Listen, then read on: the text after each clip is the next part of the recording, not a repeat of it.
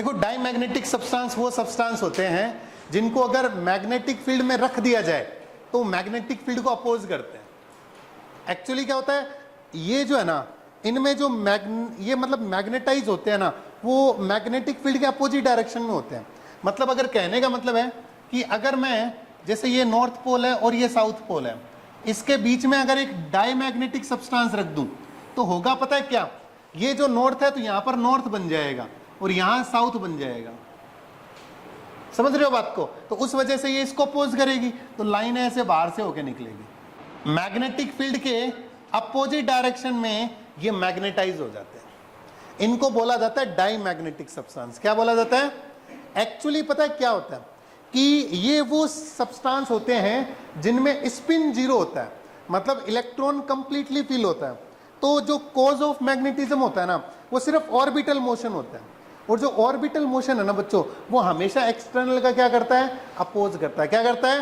Oppose. ये ध्यान में रखना आपको, समझ गए बात को? तो डाईमैग्नेटिक वो सब्सटेंस होते हैं जो मैग्नेटाइज से दूर भागते हैं। क्या करते हैं? दूर, मतलब एक्सटर्नल मैग्नेटिक फील्ड को अपोज करते हैं, अपोजिट डायरेक्शन में वीकली मैग्नेटाइज हो जाते हैं। इनका कॉज ऑफ मैग्नेटिज्म क्या है? Cause of magnetism orbital motion of electron. Cause of magnetism क्या होगा? Orbital motion of electron. Orbital motion of electron, सही है।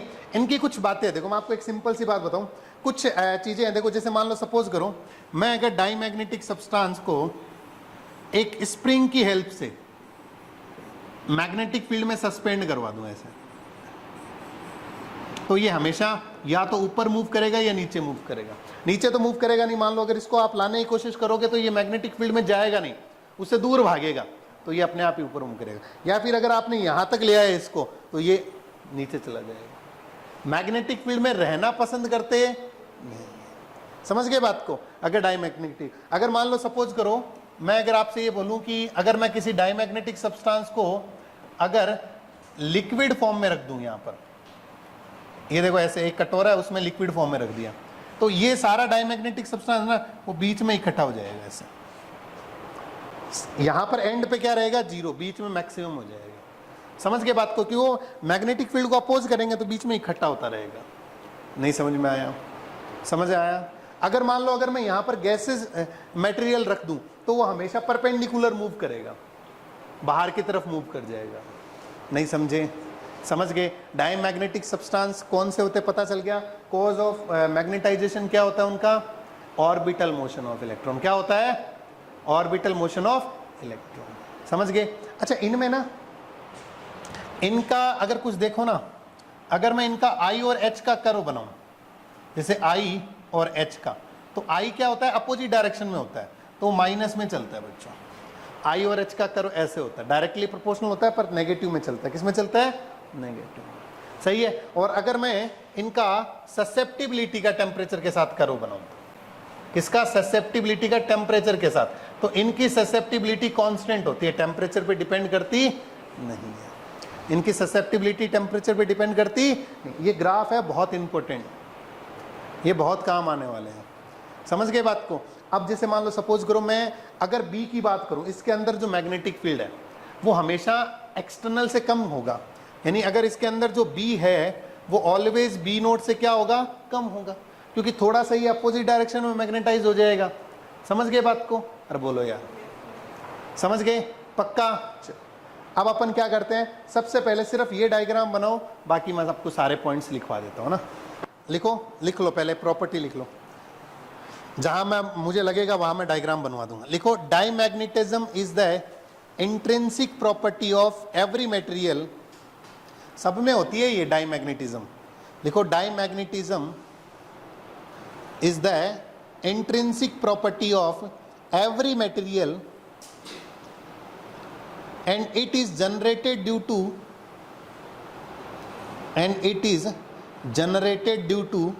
mutual interaction between the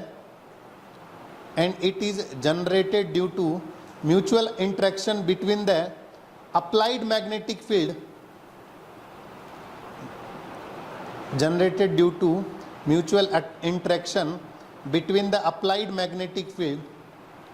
and orbital motion of electron, and orbital motion of electron,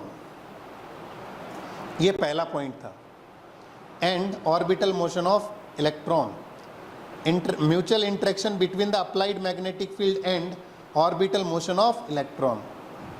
The cause of magnetism is, second point है, the cause of magnetism is orbital motion of electron. The cause of magnetism is orbital motion of electron. These are weakly magnetized in direction opposite to that of applied magnetic field. In direction, these are weakly magnetized in a direction opposite to that of applied magnetic field.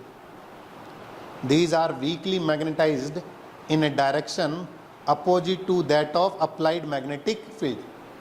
These are repelled in an external magnetic field that have tendency to move from high to low field region. These are repelled in an external magnetic field that is have a tendency to move from high to low field region. लिखो next point. On placing the gaseous material, on placing the gaseous material between pole pieces, on placing the gaseous material between pole pieces, the gas expand at right angle to the gas expand at right angle to the magnetic field. The gas expand at right angle to the magnetic field. On placing the gaseous material between pole pieces, the gas expand at right angle to the gas expand at right angle to the magnetic field. The gas expand at right angle to the magnetic field. लिखो, the value of magnetic induction, अगला point है, the value of magnetic induction B is less than B naught. B is less than B naught. इसमें ना उस पहले वाले में ये भी बना सकते हो आप. इसमें एक पॉइंट लिख लेना, on placing the liquid material between the pole pieces, तो वो इस तरीके से मूव करेगा. समझ गए? अगला पॉइंट लिख सकते हो, on placing the liquid material between the pole pieces. Susceptibility is low and negative. XT curve बना लेना, IH कर्व बना लेना. एक पॉइंट और लिख लो, mu is less than 1. Relative permeability होती है वो 1 से छोटी होती है. मैग्नेटिक मोमेंट 0 होता है इनका, near about. Magnetic moment is very low. Example में क्या लिखोगे? कॉपर Ag, उसके बाद Au, zinc, diamond BiH2O, diamond. लिखो पैरामैग्नेटिक सब्सटेंस. पैरामैग्नेटिक सब्सटेंस, इनमें क्या होते हैं? स्पिन मोशन होता है. कॉज ऑफ मैग्नेटिज्म होता है इसमें spin motion of electron. Orbital तो होता ही है, लेकिन स्पिन ज्यादा इफेक्टिव होता है ऑर्बिटल से. तो नेट किसके कारण होता है? स्पिन. पैरामैग्नेटिक वही होते हैं ना जिसमें ना कंप्लीटली फिल इलेक्ट्रॉन नहीं होते हैं ना, खाली होते हैं ना कुछ, जिसके कारण इलेक्ट्रॉन में क्या होता है, एक साइड सिंगल स्पिन आ जाता है उसमें. कौन सा बोलते हैं इसको? फ्री इलेक्ट्रॉन है ना, जो भी है. हाँ, अनपेड इलेक्ट्रॉन होते हैं. फ्री इलेक्ट्रॉन ही अनपेड इलेक्ट्रॉन. देखो इधर, अगर मान लो ये नॉर्थ पोल है और ये साउथ पोल है, अगर आपने एक पैरामैग्नेटिक सब्सटेंस रख दिया तो ये वीकली मैग्नेटाइज होगा, लेकिन उसकी डायरेक्शन में होगा. ऐसा नहीं इसमें कोई स्ट्रॉन्ग बनेगा. तो अब देखो इसमें मैग्नेटिक फील्ड इसमें से होके पास होगी ऐसे. अब ऐसे थोड़ा डिफ्लेक्ट होती भी जाएगी मैग्नेटिक फील्ड. समझ गए बात को? तो ये मैग्नेटिक फील्ड की डायरेक्शन में मैग्नेटाइज हो जाएगा। किसकी डायरेक्शन में? मैग्नेटिक फील्ड की। अरे बोलो, आई बात समझ में? पक्का? अब देखो ध्यान से, सेम अगर वही लॉजिक इसके लिए लगाएं, इसका कॉज ऑफ मैग्नेटिज्म क्या है? कॉज ऑफ मैग्नेटिज्म है spin motion of electron. Cause of magnetism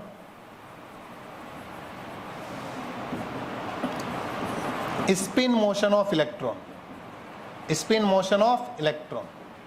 ठीक है, अगर वहीं पर इसको, अगर मान लो इसके लिक्विड को अपन, या फिर मान लो सपोज करो अगर मैं एक मैग्नेट से, ये नॉर्थ और एक साउथ, और ये एक स्प्रिंग से अगर मैं पैरामैग्नेटिक सब्सटेंस यहाँ रख दूं, तो वो किधर खींचेगा? ये इधर खींचेगा। मतलब इनकी टेंडेंसी होती है ये लो मैग्नेटिक फील्ड से हाई मैग्नेटिक फील्ड में मूव करते हैं, अंदर की तरफ आ जाएगा वो। समझ गए बात को? अच्छा, एक और चीज, अगर मान लो सपोज करो मैं इसके लिक्विड मटेरियल को बिटवीन द पोल रखूं, तो क्या होगा? साइड में थोड़ा सा ज्यादा हो जाएगा, बीच में थोड़ा सा कम हो जाएगा। ऐसे साइड में जो है वो क्या हो जाएगा? ज्यादा आ जाएगा, बीच में धीरे धीरे क्या होने लग जाएगा? कम हो जाएगा। समझ गए बात को? पक्का? चलो, उसके बाद देखो एक और चीज, इनकी जो ससेप्टिबिलिटी है ना, XT का ग्राफ अगर देखोगे टेम्परेचर के साथ, तो वो ऐसे होती है, डिक्रीज होती है इनकी ससेप्टिबिलिटी। टेम्परेचर के साथ क्या होती है? डिक्रीज। XT का ग्राफ होता है वो कैसे होता है? ऐसे होता है बच्चों। सही है। और अगर इनका I और H का ग्राफ देखोगे, तो I और H का ग्राफ तो सीधा ही है, वो तो ऐसे स्ट्रेट लाइन ही होता है। पर XT ग्राफ कैसे होता है? समझ गए? ससेप्टिबिलिटी का। अरे बोलो, ये पैरामैग्नेटिक सब्सटेंस होते हैं, इनके लिए जो अंदर B होता है वो ग्रेटर देन क्या होता है? B नोट होता है। सही है। इनके लिए जो म्यू होता है, म्यू आर, वो भी ग्रेटर देन क्या होगा? 1 होगा। इनके लिए जो ससेप्टिबिलिटी थी वो भी ग्रेटर देन क्या होगी? 1 होगी। पॉजिटिव होगी लेकिन 1 से ज्यादा होगी। अरे बोलो, समझ गए बात को? पक्का? उसके बाद और क्या क्या चीज लिखवाई थी मैंने? हाँ, मैग्नेटिक मोमेंट इनके लिए पॉजिटिव होगा ना, थोड़ा सा, है ना? होता कम ही है लेकिन होता है मैग्नेटिक मोमेंट इसमें। और कुछ रह गया? सारी चीजें? चलो अब लिखवा देता हूं 1 by 1। लिखो, लिखो paramagnetic in these substance, in these substance the inner orbits of atoms, in these substance the inner orbit of atoms are incomplete,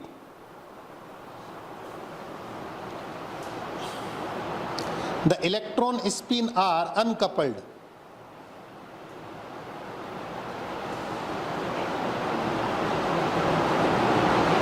the electron spin are uncoupled। इसको क्या बोलते हैं? कॉन्जिक्यूटली बोलते हैं। क्या बोलते हैं इसको? कॉन्जिक्यूटली है? सही बोलते हैं क्या? कॉन्जिक्यूटली इससे क्या बोलते हैं? मेरे को समझ में नहीं आता इसका। CONSEQUENTLY, consequently. मेरे से बोला भी नहीं जाए। कॉन्सिक्वेंटली इसका मतलब क्या होता है? क्या होता है? नहीं पता? लगातार। लिखो कॉन्सिक्वेंटली। सही गया। On applying, consequently on applying a magnetic field, consequently on applying a magnetic field, the magnetic moment generated, consequently on applying a magnetic field, the magnetic moment generated due to spin motion, due to spin motion, the magnetic moment generated due to spin motion and domain align in the direction of magnetic field, and domain align in the direction of magnetic field, and induces magnetic moment, and induces magnetic moment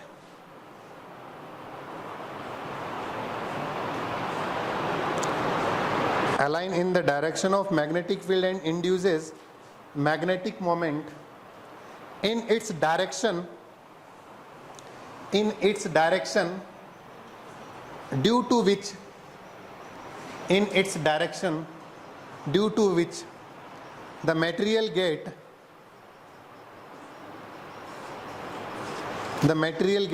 freely magnetized,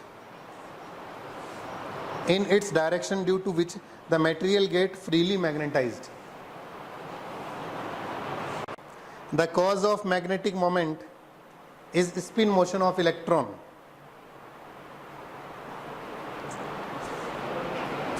Next लिखो, these are weakly magnetized.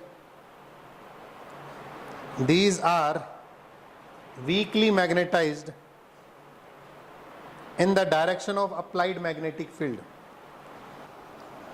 लिखो, these are freely attracted. These are freely attracted in an external magnetic field. These are freely attracted in an external magnetic field, have a tendency to move from low to high field region. Have a tendency to move from low to high field region. On placing the gaseous material between pole,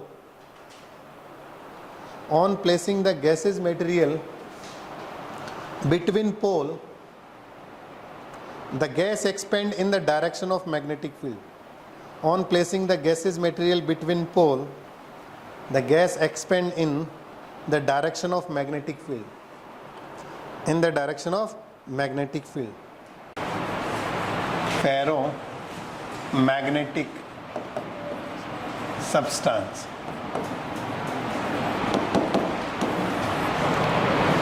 देखो ferromagnetic substance क्या होते हैं? देखो actually पता ना, ये कुछ special type के सब्सटेंस होते हैं. जैसे कुछ सब्सटेंस ऐसे होते हैं दोनों गॉड गिफ्टेड. एक्चुअली क्या होता है ना, इसमें ना डोमेन के बीच में रिलेशन बहुत अच्छा होता है. सारे डोमेन साथ साथ रहते हैं. मतलब ऐसा नहीं होता जैसे कई जगह क्या होता है ना, एक डोमेन इधर, पड़ोसी इधर, फिर इधर, फिर इधर. ऐसा इसमें नहीं होता. इसमें डोमेन ऐसे रहते हैं, देखो ऐसे एक साथ लाखों डोमेन एक डायरेक्शन में.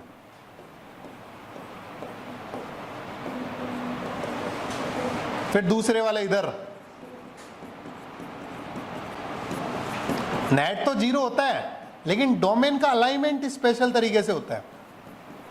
ऐसे देखो, मान लो ऐसे है, और फिर तीसरे मान लो सपोज करो ऐसे है. ये इनकी डोमेन थ्योरी है. मतलब इसमें लाखों डोमेन एक साथ होते हैं. सही है. और जैसे ही आप मैग्नेटिक फील्ड अप्लाइड करोगे, सोचो सारे घूमेंगे तो स्ट्रॉन्ग मैग्नेटिक फील्ड बनेगा.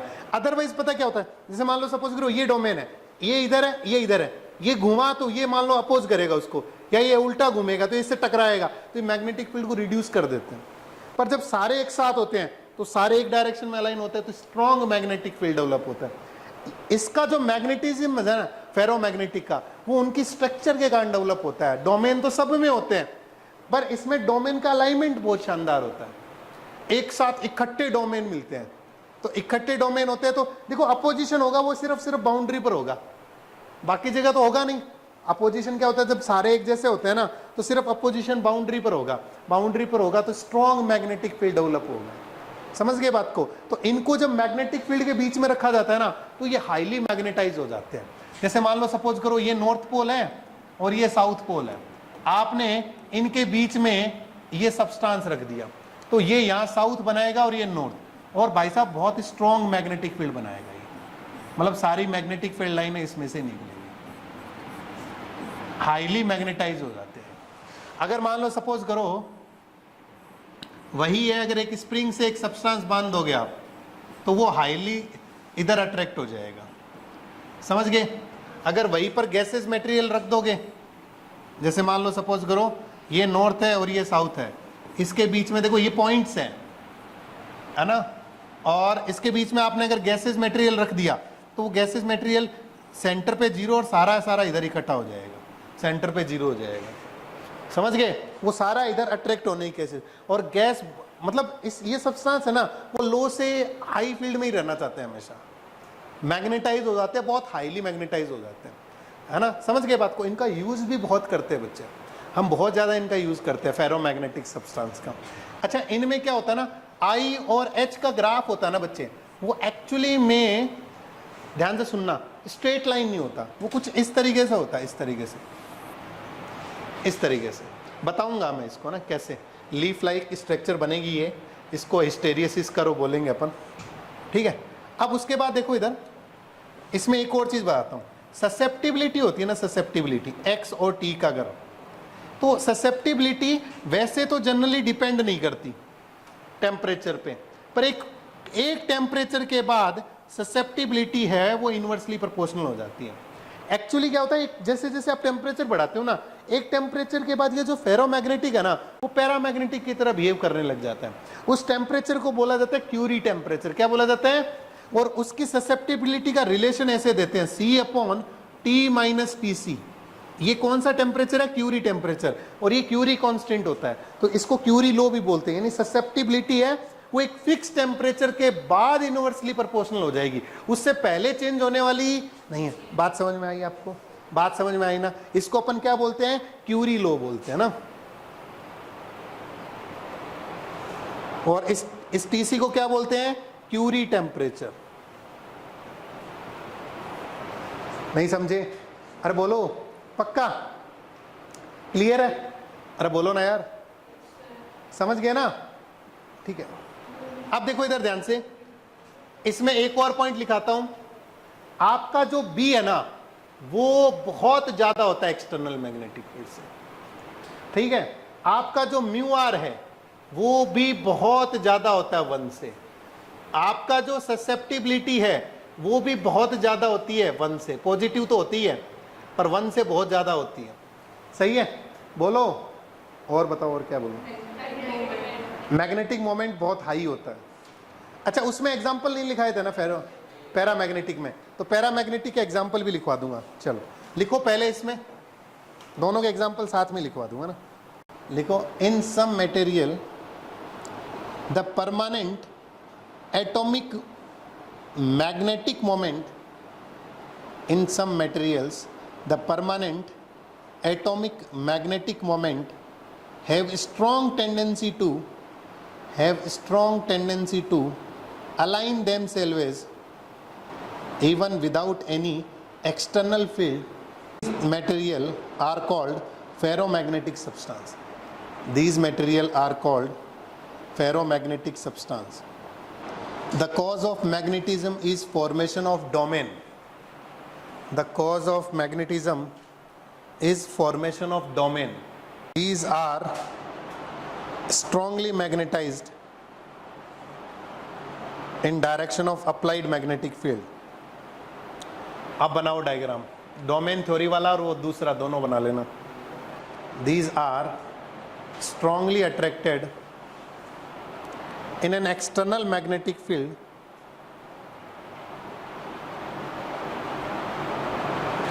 that is, these are strongly attracted in an external magnetic field that is, they easily move from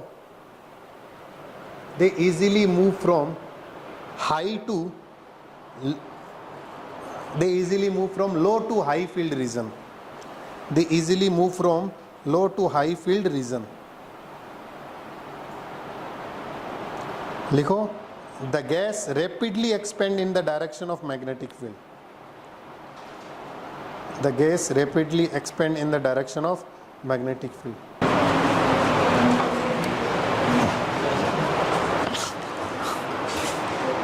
देखो, हिस्टेरियोसिस कर्व क्या है? ये कर्व बहुत यूज होता है। एक्चुअली क्या है, ये मैग्नेटिक सब्सटेंस के लिए बनाया जाता है, और इसमें हम क्या करते हैं, सब्सटेंस को मैग्नेटाइज और डीमैग्नेटाइज करते हैं। देखो, मैग्नेटाइज का मतलब होता है मैग्नेटिक फील्ड में रखना, और डीमैग्नेटाइज का मतलब होता है फिर उसको अपोजिट मैग्नेटिक फील्ड में रखना, और उसको अपोजिट डायरेक्शन में, पहले सारे डोमेन को इधर अलाइन करना, फिर सारों को इधर अलाइन करना। इसको बोलते हैं मैग्नेटाइजेशन और डीमैग्नेटाइजेशन।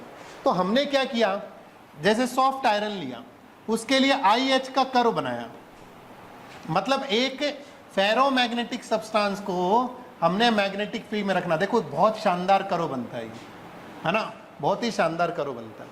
आप एक बात सोचो, जैसे जैसे मैं H की वैल्यू बढ़ाऊंगा, मैग्नेटिक फील्ड की वैल्यू बढ़ाऊंगा, वैसे वैसे डोमेन ज्यादा अलाइन होंगे। मतलब जब H 0 था तब तो I 0 था, पर जैसे जैसे जैसे जैसे मान लो सपोज करो मैंने H को बढ़ाया, I की वैल्यू बढ़ गई। अरे बोलो यार, बढ़ती गई बढ़ती गई बढ़ती गई, एक टाइम सारे डोमेन क्या हो जाएंगे, अलाइन हो जाएंगे। एक टाइम सारे डोमेन क्या हो जाएंगे, अगर सोच के देख, अगर सारे डोमेन अलाइन हो गए, अगर सारे डोमेन अलाइन हो गए, फिर आप H की वैल्यू कितनी बढ़ा लो, I क्या हो जाएगा, कांस्टेंट क्या हो जाएगा। उसके बाद मैंने क्या किया पता है, H की वैल्यू को कम करना स्टार्ट किया और इसकी वैल्यू को 0 कर दिया। 0 करने पर मैंने पता क्या देखा, H को 0 करने पर I 0 नहीं हुआ। क्यों, कुछ एक डोमेन ऐसे थे जो परमानेंटली अलाइन हो चुके थे। जैसे आप देखो ना, लोहे को जो मैग्नेटिक फील्ड में रखते हैं ना, आयरन को, उसके बाद वो खुद मैग्नेट की तरफ बिहेव करता है, उससे भी कई चीजें चिपक जाती है, चाहे मैग्नेटिक फील्ड हो चाहे ना हो, थोड़ी देर के लिए तो वो काम करता है। देखा होगा ना आपने ऐसा सीन। तो कहने का मतलब उसमें कुछ डोमेन परमानेंटली क्या हो जाते हैं, अलाइन हो जाते हैं। अब मैं H को क्या करूंगा, रिवर्स डायरेक्शन में लगाऊंगा। तो देखो रिवर्स डायरेक्शन में लगाऊंगा तो एक देखो, पहले तो एक आपको चीज बताता हूं, ये जो टर्म होती है, ये जो वैल्यू होती है I की वो वैल्यू जो H को 0 करने पर आई है, उसको बोलते हैं रिटेंटिविटी। क्या बोलते हैं, रिटेंटिविटी। मतलब इतना उसने रिटेन कर लिया, इतना उसने रिटेन। और फिर मैं H को अपोजिट डायरेक्शन में लगाऊंगा, तो H की वो वैल्यू जिससे I 0 हो जाए, इसको बोलते हैं कोरेसिविटी। क्या बोलते हैं, कोरेसिविटी। H की अपोजिट डायरेक्शन में वो वैल्यू जिससे I क्या हो जाए, 0। अब मैंने अपोजिट डायरेक्शन में और H को बढ़ाया, तो ये अपोजिट डायरेक्शन में कांस्टेंट हो जाएंगे नहीं हो जाएंगे। एक टाइम में अपोजिट डायरेक्शन में मैग्नेटाइज हो जाएंगे ना ये। उसके बाद मैंने फिर कम करूंगा तो फिर कोई ना कोई I को वो रिटेन कर लेगा। और फिर देखो इस तरीके से, समझ गए बात को, ये कर्व बनता है, इसको बोलते हैं हिस्टेरिसिस कर्व। क्या बोलते हैं, हिस्टेरिसिस। ये होता है रिटेंटिविटी,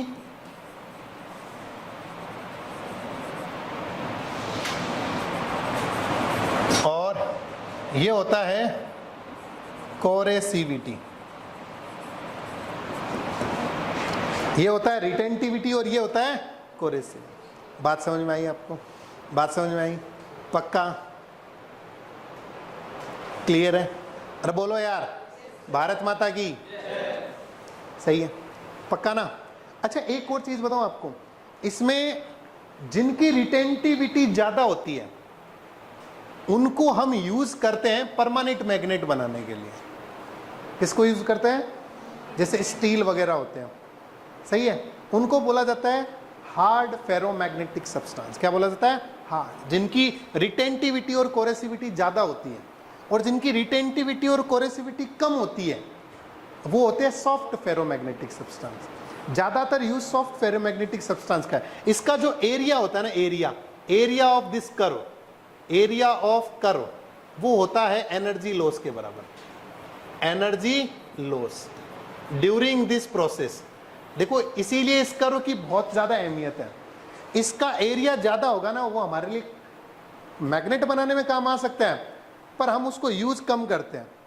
ऐसा नहीं कि जैसे आपने ना देखा होगा ट्रांसफॉर्मर में हम सॉफ्ट आयरन कोर यूज करते हैं, कोर के लिए हमेशा हम आयरन यूज करते हैं। उसका जो एरिया होता है ना, देखो मैं आपको बताऊं, जैसे अगर आप आयरन का देखोगे तो आयरन का ऐसे होता है ना, ये आयरन का है, और अगर आप स्टील का देखोगे तो स्टील का ये होता है, ये स्टील का होता है।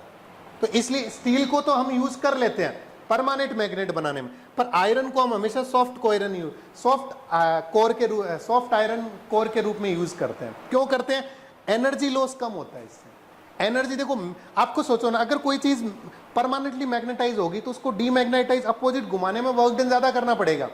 तो अगर आपने ये यूज कर लिया तो एनर्जी सबसे ज्यादा इसी में लग जाएगी, मैग्नेटाइजेशन डीमैग्नेटाइजेशन में एनर्जी तो बहुत खा जाएगा ये, तो वो एफिशिएंसी को कम कर देता है। इसलिए हम इसका यूज करते हैं, है ना। हम हमेशा ध्यान रखना, बहुत सारे इंस्ट्रूमेंट होंगे जहां पर आपको कोर के रूप में आयरन यूज किया जाता है, तो सॉफ्ट आयरन कोर बोलते हैं उसको। सॉफ्ट इसलिए लगता है कि वो सॉफ्ट फेरोमैग्नेटिक सब्सटेंस है। समझ गए बात को, पक्का बोलो। तो अपने फेरोमैग्नेटिक सब्सटेंस को दो पार्ट में डिवाइड करते हैं, फेरोमैग्नेटिक सब्सटेंस, इनको अपन दो पार्ट में डिवाइड कर देते हैं। कौन कौन से? सॉफ्ट फेरोमैग्नेटिक और दूसरा हार्ड फेरोमैग्नेटिक। इसमें कौन होते हैं? सॉफ्ट फेरोमैग्नेटिक मतलब क्या हुआ? लो कोरेसिविटी और लो रिटेंटिविटी। एग्जाम्पल में कौन हो जाएगा? Fe। और इसमें क्या हो जाएगा? हाई कोरेसिविटी और high retentivity. High coercivity, high retentivity. सही है। एग्जाम्पल में कौन हो जाएगा? स्टील। हर बार इससे सवाल आता है, इस बार भी पेपर में सवाल है इससे, जेईई मेंस में तो बहुत सवाल आता है इससे।